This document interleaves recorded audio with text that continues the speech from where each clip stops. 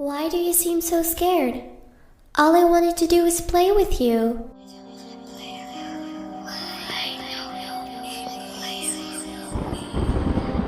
Welcome to Terror Tracks, hosted by best-selling horror author Jack Pierce.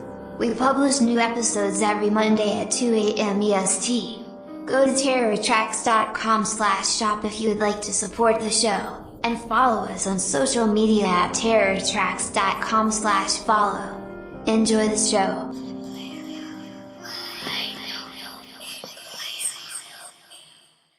Welcome back, everyone, to Terror Tracks. In this week's episode, I'll be reviewing Are You Afraid of the Dark? The Tale of the Super Specs.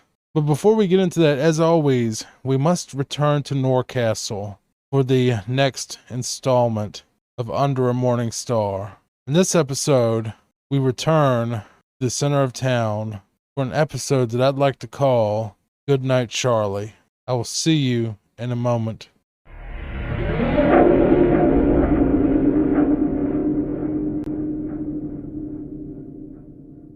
Chapter 9. Good Night, Charlie. I walked back to the town square. Valentine's door had an open sign on the front. I pinched myself and rubbed my eyes to make sure I wasn't hallucinating. No, it was real. For once, something made sense. I peered into the store. Someone was moving around inside. I entered, and the bell's jingle brought a wave of nostalgia. Nothing seemed to be changed even after all of these years. The store shelves were full of items organized alphabetically. I walked through the aisles, picking up things here and there. "Can I help you, sir?" Andrew stood behind the counter, wiping it down. He seemed to have not aged a day. He gave me a warm smile. Andrew was a good old countryman. His beer belly pressed against his suspenders, and his thick southern drawl was comforting. "Oh, it's you. Hey, Rick, how you been?" Andrew asked. A little nerve-wracked. "What's going on here?" "Let me take a look under here and see if I can jog your memory." Andrew reached under his register and pulled up a thick binder and opened it on the counter. It was a scrapbook of newspaper clippings, magazine articles, and old Polaroid photos. According to his book, all of my visions were events in the past 10 years, haunted memories of what this town went through. How was I able to see far into a past I never witnessed? Andrew took the book back and smiled. "I see. Who burned down that school?" I asked.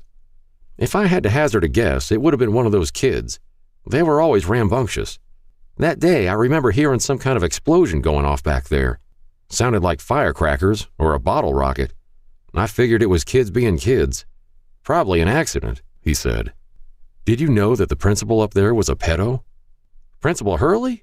Nah, that can't be true. He loved kids. He was a kind man. You feeling all right, Rick?" "No. I saw him taking a little girl into his office when I went there." Andrew's face soured. He put his rag down and sighed. "I don't know. Nobody ever accused him of nothing. He died trying to save those kids in that fire after all." I pressed my hand against my forehead and rubbed it back and forth, trying to soothe the tension. "I don't know what to think anymore. I need a drink. Is Charlie still open?" I said. "He should still be up there.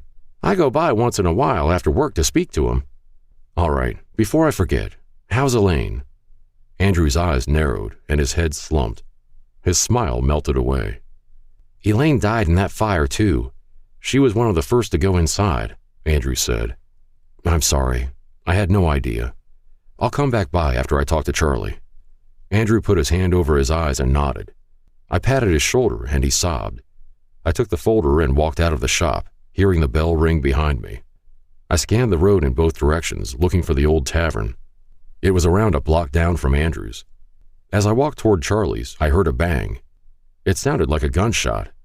I ran back to Valentine's. The doors were boarded up. "What the hell happened?" I said. I looked through the boards and windows.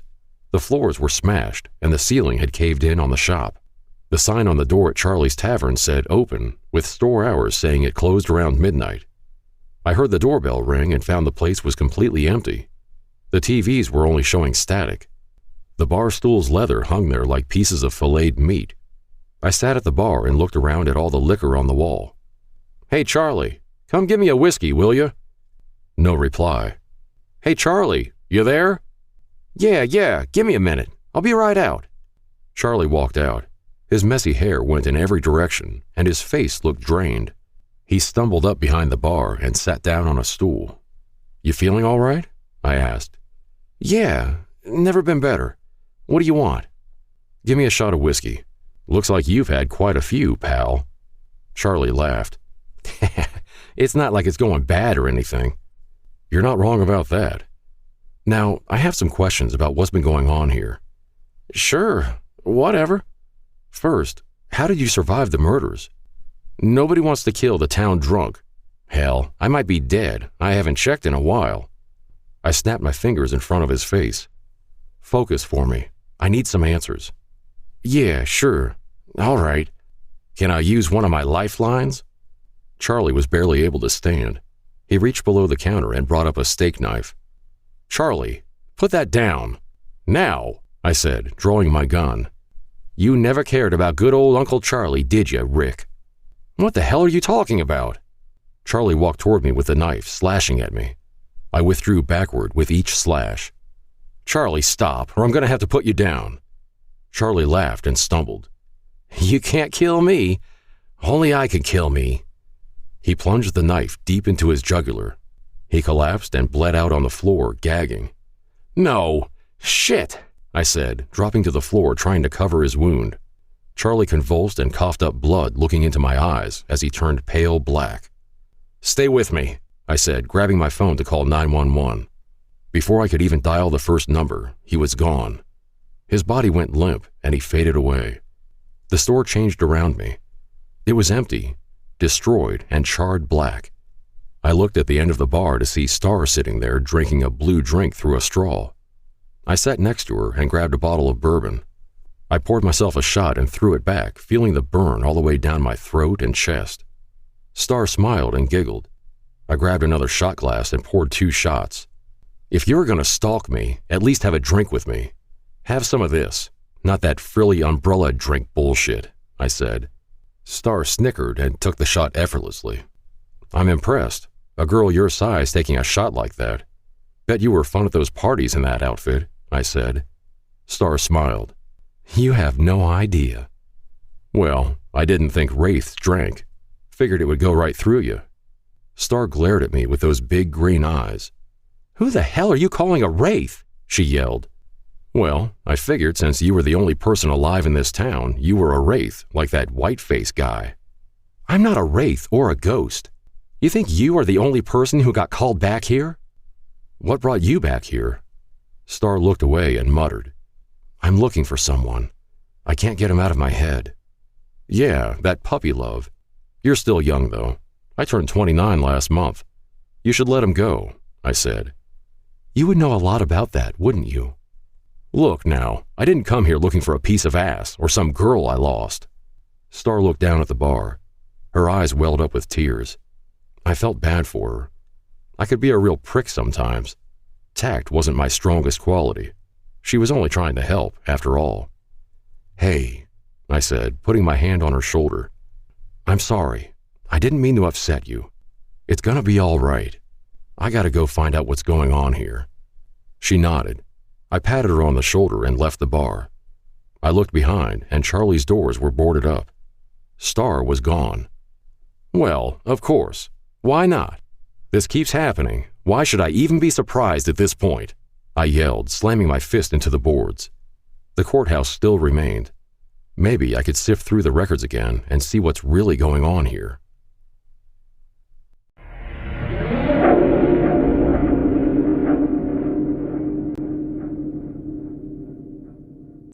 All right, everybody, welcome back to this week's episode of Are You Afraid of the Dark? The Tale of the Super Specs. Now, upon rewatching this, I got kind of uncomfortable because there are a lot of things in this episode I didn't notice until I got much older. I don't know if that was their intention or not, and honestly, I'm going to go over why the story really wouldn't fly today, and I still think it's a great episode for what it is, but when you kind of look at some of the stuff they did in this episode, you would see how it would be seen as kind of racist. So the episode opens with a young girl and her boyfriend named Weeds, and they are hanging out in Sardou's magic shop. One thing to point out, and this is pretty integral to the story, the girl is white and Weeds, his name is actually Weeds, like the pot plant, is black. There's nothing wrong with that, but you will see how this episode gets more awkward as the plot goes on because of their interracial relationship. And I don't know if the writers intended this or they just got one racist dude to make this episode. You know me, I'm the farthest thing from an SJW, but this was pushing it. So Sardou basically sells them this pack of white powder.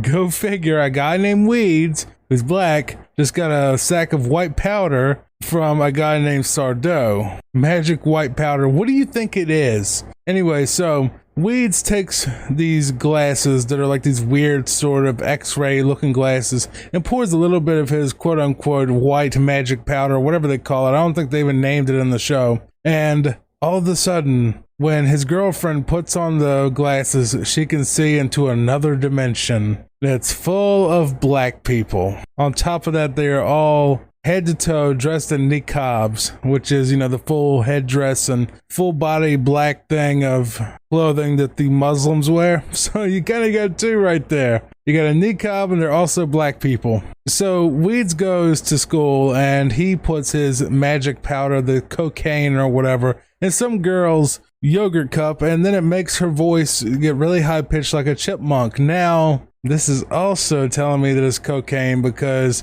what happens when you speed up audio? It gets really high pitched and chipmunk like. What does cocaine do? It speeds you up. And then they have Weeds and his friend go to a basketball court where he pours his cocaine onto a basketball, and somehow or another that makes the basketball go in the hoop, okay? And then the girlfriend puts on the super specs again, and she sees these black people, or people wearing all black niqabs, full body suits, playing basketball in the other world. And it just keeps going like this, and eventually she starts seeing really trippy stuff, and she goes back to Sardou and decides, well, I have to get rid of these specs, I gotta figure out what's going on. And then someone basically tells her that it's a gate to another dimension and our window has been moved or whatever over to their dimension, so they're trying to cross over because of these specs, which makes no sense, but okay. And then they all go into like this room where it's Weeds, his girlfriend, and Sardou, and they do like this mystical incantation thing, and it summons all of these black people that surround them, and the girl is scared to death, and so is Sardou, being surrounded by black people, and she throws cocaine at them, yelling go away, and they all disappear. And then right when they think it's over, and this is the one part of the episode that I really love, is you see these big giant eyes just pop up behind them. It's like all black, so it's a black person's eyes, and it says something all creepy, and Sardou turns around and he screams, take the children, in a really high-pitched voice. I can't do it because my voice is kind of messed up, but he screams like take the children like a woman, and then he hides under the table, and all of a sudden one of the black people comes across and basically tells the girl all about how they had a dimensional merge and all of this stuff, and everything was going to be just fine. And what ended up happening at the very end was they got trapped in the mirror world, and the black people took over our world. The end. I love the concept of this episode of parallel worlds, because I did that in Under a Morning Star, I did it in Dreamer, I did it in the Snow White Murders, and I did it in Bring Me a Dream. I did it in a lot of my books, having a parallel world that is a lot like ours, that is trying to merge with the real world.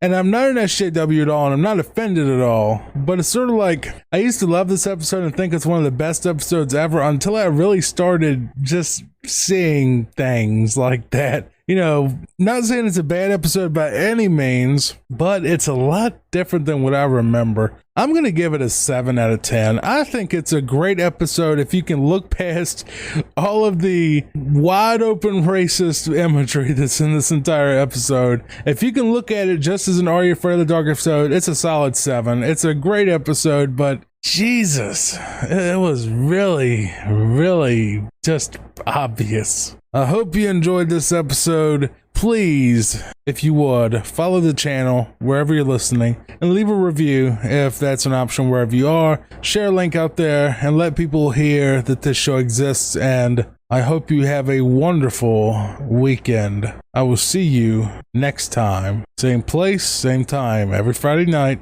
9 p.m. EST. See you soon, everyone. Good night.